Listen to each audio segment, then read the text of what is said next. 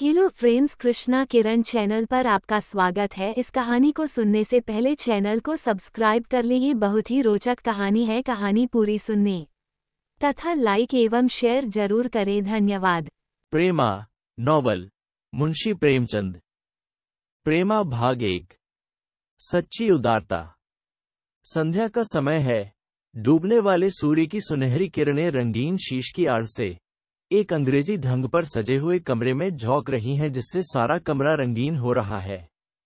अंग्रेजी ढंग की मनोहर तस्वीरें जो दीवारों से लटक रही है, इस समय रंगीन वस्त्र धारण करके और भी सुंदर मालूम होती है। कमरे के बीचों बीच एक गोल मेज है, जिसके चारों तरफ नर्म मखमली गद्दों की रंगीन कुर्सियां बिछी हुई है। इनमें से एक कुर्सी पर एक युवा पुरुष सर नीचा किए हुए बैठा कुछ सोच रहा है। वह अति सुंदर और रूपवान पुरुष है, जिस पर अंग्रेजी काट के कपड़े बहुत भले मालूम होते हैं। उसके सामने मेज पर एक कागज है, जिसको वह बार बार देखता है।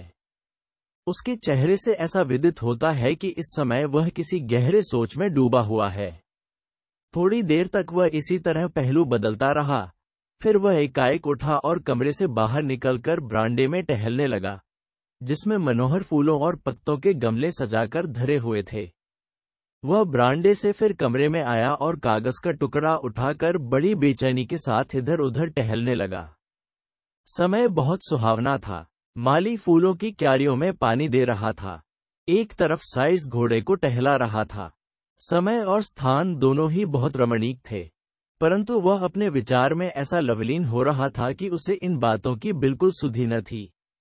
हाँ, उसकी गर्दन आप ही आप हिलाती थी और हाथ भी आप ही आप इशारे करते थे, जैसे वह किसी से बातें कर रहा हो। इसी बीच में एक बाइसिकल फाटक के अंदर आती हुई दिखाई दी और एक गोरा चिट्ठा आदमी कोट पतलून पहने, ऐनक लगाए, सिगार पीता, जूते चरमर करता उतर पड़ा और बोला, गुड इवनिंग अमृत राय। अमृत राय ने चौंक कर सर उठाया और बोले, ओ, आप हैं मिस्टर दाननाथ, आइए बैठिए। आप आज जलसे में न दिखाई दिए। दाननाथ, कैसा जलसा? मुझे तो इसकी खबर भी नहीं। अमृत राय आश्चर्य से, आपको खबर ही नहीं? आज आगरा के लाला धनुषधारी लाल ने बहुत अच्छा व्याख्यान दिया और विरोधियों के दांत खट्टे कर दिए। दाननाथ, ईश्वर जानता है, मुझे जरा भी खबर न थी, नहीं तो मैं अवश्य आता। मुझे तो लाला साहब के व्याख्यानों के सुनने का बहुत दिनों से शौक है। मेरा अभाग्य था कि ऐसा अच्छा समय हाथ से निकल गया। किस बात पर व्याख्यान था? अमृत राय, जाति की उन्नति के सिवा दूसरी कौन सी बात हो सकती थी? लाला साहब ने अपना जीवन इसी काम के हेतु अर्पण कर दिया है। आज ऐसा सच्चा देशभक्त और निष्कास जाति सेवक इस देश में नहीं है। यह दूसरी बात है कि कोई उनके सिद्धांतों को माने या न माने, मगर उनके व्याख्यानों में ऐसा जादू होता है कि लोग आप ही आप खिंचे चले आते हैं। मैंने लाला साहब के व्याख्यानों के सुनने का आनंद कई बार प्राप्त किया है, मगर आज की स्पीच में तो बात ही और थी। ऐसा जान पड़ता है कि उनकी जबान में जादू भरा है। शब्द वही होते हैं जो हम रोज काम में लाया करते हैं। विचार भी वही होते हैं जिनकी हमारे यहाँ प्रतिदिन चर्चा रहती है, मगर उनके बोलने का ढंग कुछ ऐसा अपूर्व है कि दिलों को लुभा लेता है। दाननाथ को ऐसी उत्तम स्पीच को न सुनने का अत्यंत शौक हुआ। बोले, यार, मैं जन्म का अभागा हूं, क्या अब फिर कोई व्याख्यान न होगा? अमृत राय, आशा तो नहीं है, क्योंकि लाला साहब लखनऊ जा रहे हैं, उधर से आगरा को चले जाएंगे, फिर नहीं मालूम कब दर्शन दें। दाननाथ, अपने कर्म की हीनता की क्या कहूं? आपने उस स्पीच की कोई नकल की हो तो जरा दीजिए, उसी को देखकर जी को धारस दूं। इस पर अमृत राय ने वही कागज का टुकड़ा जिसको वे बार बार पढ़ रहे थे, दाननाथ के हाथ में रख दिया और बोले, स्पीच के बीच बीच में जो बातें मुझको सवार हो जाती है तो आगा पीछा कुछ नहीं सोचते। समझाने लगे, मित्र, तुम कैसी लड़कपन की बातें करते हो। तुमको शायद अभी मालूम नहीं कि तुम कैसा भारी बोझ अपने सर पर ले रहे हो। जो रास्ता अभी तुमको साफ दिखाई दे रहा है वह कांटों से ऐसा भरा है कि एक एक पग धरना कठिन है। अमृत राय, अब तो जो होना हो सो हो। जो बात दिल में जम गई वह तम गई। मैं खूब जानता हूं कि मुझको बड़ी बड़ी कठिनाइयों का सामना करना पड़ेगा, मगर आज मेरा हिसाब ऐसा बढ़ा हुआ है कि मैं बड़े से बड़ा काम कर सकता हूं और ऊंचे से ऊंचे पहाड़ पर चढ़ सकता हूं। दाननाथ, ईश्वर आपके उत्साह को सदा बढ़ावे। मैं जानता हूं कि आप जिस काम के लिए उद्योग करेंगे उसे अवश्य पूरा कर दिखाएंगे। मैं आपके इरादों में विघ्न डालना कदापि नहीं चाहता, मगर मनुष्य का धर्म है कि जिस काम में हाथ लगावे पहले उसका ऊंच नीच खूब विचार ले। अब प्रच्छन्न बातों से हटकर प्रत्यक्ष बातों की तरफा आइए। आप जानते हैं कि इस शहर के लोग सब के सब पुरानी लकीर के फकीर हैं। मुझे भय है कि सामाजिक सुधार का बीज यहाँ कदापि फल फूल न सकेगा। और फिर आपका सहायक भी कोई नजर नहीं आता। अकेले आप क्या बना लेंगे? शायद आपके दोस्त भी इस जोखिम के काम में आपका हाथ न बटा सके। चाहे आपको बुरा लगे, मगर मैं ये जरूर कहूंगा कि अकेले आप कुछ भी न कर सकेंगे।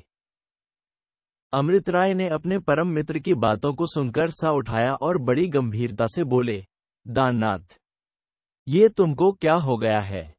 क्या मैं तुम्हारे मुंह से ऐसी बोधेपन की बातें सुन रहा हूं? तुम कहते हो अकेले क्या बना लोगे? अकेले आदमियों की कारगुजारियों से मेरे विचारों को पहले से जानते हो। आज की स्पीच ने उनको और भी मजबूत कर दिया है।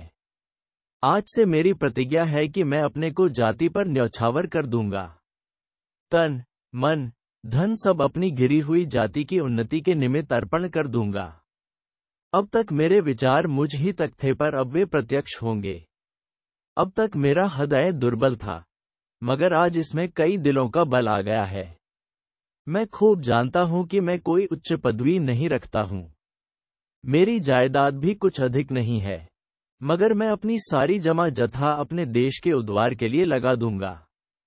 अब इस प्रतिज्ञा से कोई मुझको डिगा नहीं सकता। जोश से ऐ थककर बैठी हुई कौम, ले तेरी दुर्दशा पर आंसू बहाने वालों में एक दुखियारा और बढ़ा। इस बात का न्याय करना कि तुझको इस दुखियारे से कोई लाभ हागा या नहीं, समय पर छोड़ता हूं। ये कहकर अमृत राय जमीन की ओर देखने लगे। दाननाथ, जो उनके बचपन के साथी थे और उनके स्वभाव से भली भांति परिचित थे कि जब उनको कोई धुन मालूम हुआ, बोले, अच्छा, मैंने मान लिया कि अकेले लोगों ने बड़े बड़े काम किए हैं और आप भी अपनी जाति का कुछ न कुछ भला कर लेंगे, मगर ये तो सोचिए कि आप उन लोगों को कितना दुख पहुंचाएंगे जिनका आपसे कोई नाता है। प्रेमा से बहुत जल्द आपका विवाह होने वाला है। आप जानते हैं कि उसके माँ बाप परले सिरे के कट्टर हिंदू है। जब उनको आपकी अंग्रेजी पोशाक और खाने पीने पर शिकायत है तो बतलाइए, जब आप सामाजिक सुधार पर कमर बांधेंगे तब उनका क्या हाल होगा। शायद आपको प्रेमा से हाथ धोना पड़े। दाननाथ का यह इशारा कलेजे में चुभ गया। 2-3 मिनट तक वह सन्नाटे में जमीन की तरफ ताकते रहे। जब सर उठाया तो आंखें लाल थी और उनमें आंसू डबडबाए थे। बोले, मित्र, कौम की भलाई करना साधारण काम नहीं है। यद्यपि पहले मैंने इस विषय पर ध्यान न दिया था, फिर भी मेरा दिल इस वक्त ऐसा मजबूत हो रहा है कि जाति के लिए हर एक दुख भोगने को मैं कटिबद्ध हूं। इसमें संदेह नहीं कि प्रेमा से मुझको बहुत ही प्रेम था। मैं उस पर जान देता था और अगर कोई समय ऐसा आता कि मुझको उसका पति बनने का आनंद मिलता तो मैं साबित करता कि प्रेम इसको कहते हैं। मगर अब प्रेमा की मोहनी मूरत मुझ पर अपना जादू नहीं चला सकती। जो देश और जाति के नाम पर बिक गया, उसके दिल में कोई दूसरी चीज जगह नहीं पा सकती। देखिए, यह वह फोटो है जो अब तक बराबर मेरे सीने से लगा रहता था।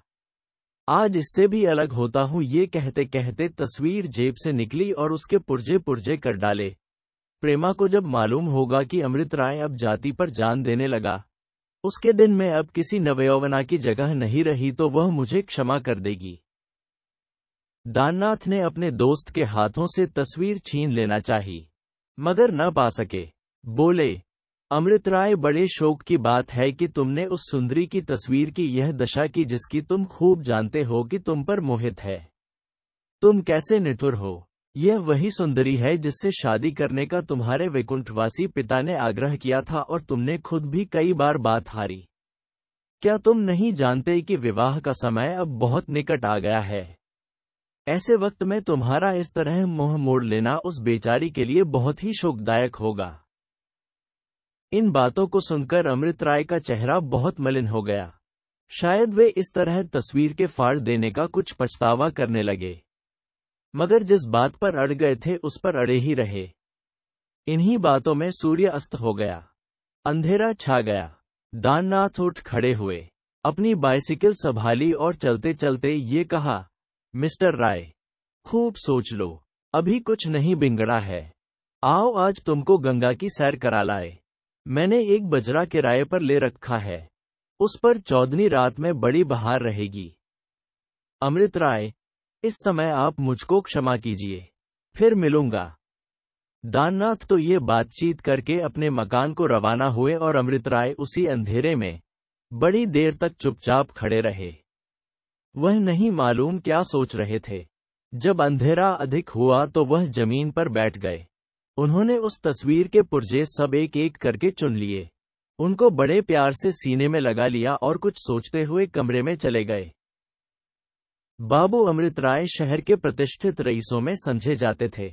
वकालत का पेशा कई पुश्तों से चला आता था। खुद भी वकालत पास कर चुके थे, और यद्यपि वकालत अभी तक चमकी न थी, मगर बाप दादे ने नाम ऐसा कमाया था कि शहर के बड़े बड़े रईस भी उनका दाब मानते थे। अंग्रेजी कॉलेज में इनकी शिक्षा हुई थी और यह अंग्रेजी सभ्यता के प्रेमी थे। जब तक बाप जीते थे तब तक कोट पतलून पहनते तनिक डरते थे, मगर उनका देहांत होते ही खुल पड़े। ठीक नदी के समीप एक सुंदर स्थान पर कोठी बनवाई, उसको बहुत कुछ खर्च करके अंग्रेजी रीति पर सजाया, और अब उसी में रहते थे। ईश्वर की कृपा से किसी चीज की कमी न थी। धन द्रव्य, गाड़ी घोड़े सभी मौजूद थे। अमृत राय को किताबों से बहुत प्रेम था। मुमकिन न था कि नई किताब प्रकाशित हो और उनके पास न आवे। उत्तम कलाओं से भी उनकी तबीयत को बहुत लगाव था। गान विद्या पर तो वे पास कर चुके थे, मगर अभी वह विवाह नहीं हुआ था। उन्होंने ठान लिया था कि जब वह वकालत खूब न चलने लगेगी तब तक विवाह न करूंगा। उस शहर के रईस लाला बद्री प्रसाद साहब उनको कई साल से अपनी इकलौती लड़की प्रेमा के वास्ते चुन बैठे थे। प्रेमा अति सुंदर लड़की थी और पढ़ने लिखने, सीने पिरोने में निपुण थी। अमृत राय के इशारे से उसको थोड़ी सही अंग्रेजी भी पढ़ा दी गई थी, जिसने उसके स्वभाव में थोड़ी सी स्वतंत्रता पैदा कर दी थी। मुंशी जी ने बहुत कहने सुनने से दोनों प्रेमियों को चिट्ठी पत्री लिखने की आज्ञा दे दी थी, और शायद आपस में तस्वीरों की भी अदला बदली हो गई थी। बाबू दाननाथ अमृत राय के बचपन के साथियों में से थे। कॉलेज में भी दोनों का साथ रहा, वकालत भी साथ पास की, और दो मित्रों में जैसी सच्ची प्रीति हो सकती है वह उनमें थी। कोई बात ऐसी न थी जो एक दूसरे के लिए उठा रखे। दाननाथ ने एक बार प्रेमा को मेहताबी पर खड़े देख लिया था। उसी वक्त से वह दिल में प्रेमा की पूजा किया करता था, मगर यह बात कभी उसकी जबान पर नहीं आई। वह दिल ही दिल में घुटकर रह जाता।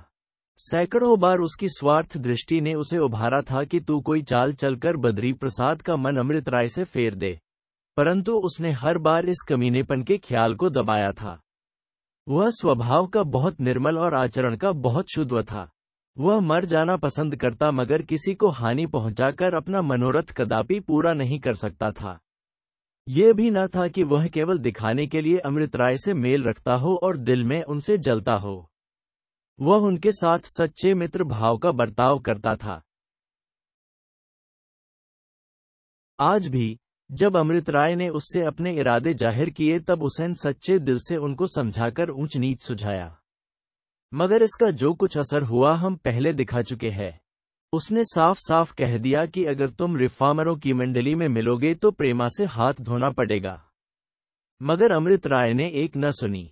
मित्र का जो धर्म है वह दाननाथ ने पूरा कर दिया, मगर जब उसने देखा कि यह अपने अनुष्ठान पर अड़े ही रहेंगे तो उसको कोई वजह न मालूम हुई कि मैं ये सब बातें बद्री प्रसाद से बयान करके क्यों न प्रेमा का पति बनने का उद्योग करूं। यहां से वह यही सब बातें सोचते विचारते घर पर आए।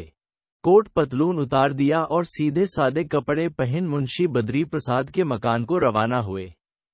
इस वक्त उसके दिन की जो हालत हो रही थी, बयान नहीं की जा सकती। कभी यह विचार आता कि मेरा इस तरह जाना लोगों को मुझसे नाराज न कर दे, मुझे लोग स्वार्थी न समझने लगें। फिर सोचता कि कहीं अमृत राय अपना इरादा पलट दे और आश्चर्य नहीं कि ऐसा ही हो, तो मैं कहीं मोह दिखाने योग्य न रहूंगा।